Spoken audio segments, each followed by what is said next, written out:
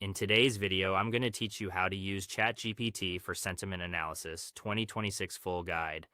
Understanding customer emotions, product reviews, and brand perception manually can take forever, especially when you're sifting through hundreds or thousands of comments. The good news is that modern versions of ChatGPT handle nuanced language exceptionally well. I'll walk you through a reliable workflow to classify feedback, catch subtle emotional undertones, extract pain points, and process raw data at scale, clearly, consistently, and fast. First, establish a strict classification schema so your results are clean and comparable over time. Open ChatGPT and set the ground rules with a system-style baseline. You can say, act as an advanced data analyst and text classification model. You will analyze text data using a strict 5-tier classification system. Very positive, positive, neutral, negative, and very negative. For every block of text I give you, respond only with the classification and a single confidence score between 0.0 and 1.0. Do not write any conversational preamble.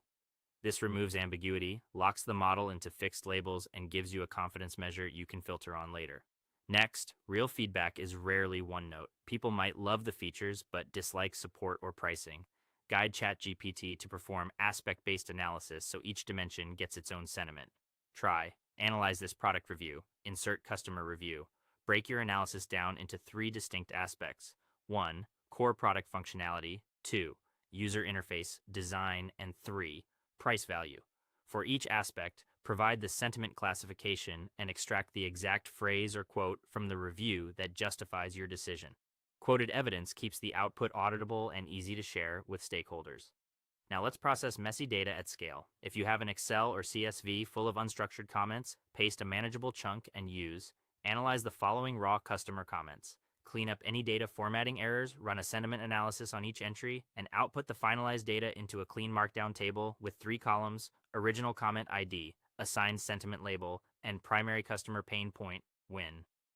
If your dataset is large, work in batches, keep IDs intact, and save each table for consolidation later. Sarcasm and slang can trip up simple tools.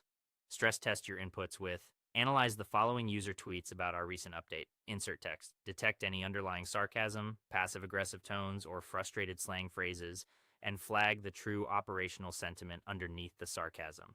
This helps you cut through surface-level wording to the real signal.